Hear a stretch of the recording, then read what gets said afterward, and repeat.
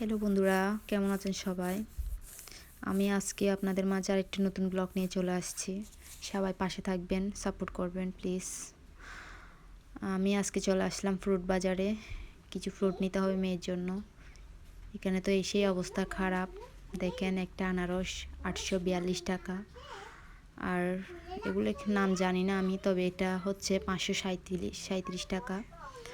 আর দেখুন তরমুজ, মেয়ে তরমুজ খেতে খুব পছন্দ করে, তরমুজ নিতে আসলাম। এখানে কয়েক পিস তরমুজ 410 টাকা, 721 টাকা, মানে এক এক রেটে এক এক দাম। আর এটা হচ্ছে আনারস 315 টাকা। এই দেখেন তরমুজ 791 টাকা।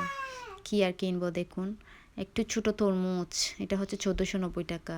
আর আমাদের বাংলাদেশে হচ্ছে এটা একটা 200 থেকে 250 টাকা। দেখুন ফ্রুটসের কি অবস্থা, কি দাম। আচ্ছা, ফ্রুটস বাদ দিয়ে নিতে আসলাম সবজি। দেখুন সবজির কি অবস্থা, একই অবস্থা। দেখুন কি দাম, কি পরিমাণের দাম, এখানে বলার ভাষা নাই। মাশরুম দেখুন 138 টাকা। শুধু এখানে কয়েকটা হবে আর কি, তেমন বেশিও না।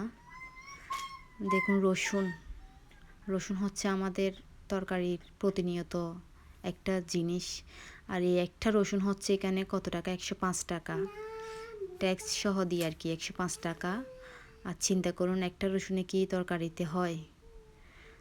দেখুন কি অবস্থা, প্রচুর পরিমাণে দাম। দেখুন এখানে চলে আসলাম জুসেরও এক এক রেট, অনেক দাম। 510 টাকা আছে, 338 টাকা আছে, 438 টাকা আছে, 198 টাকা, মানে এক একটার দাম এক এক রকম। সো ভালো থাকবেন সবাই, পাশে থাকবেন, সাপোর্ট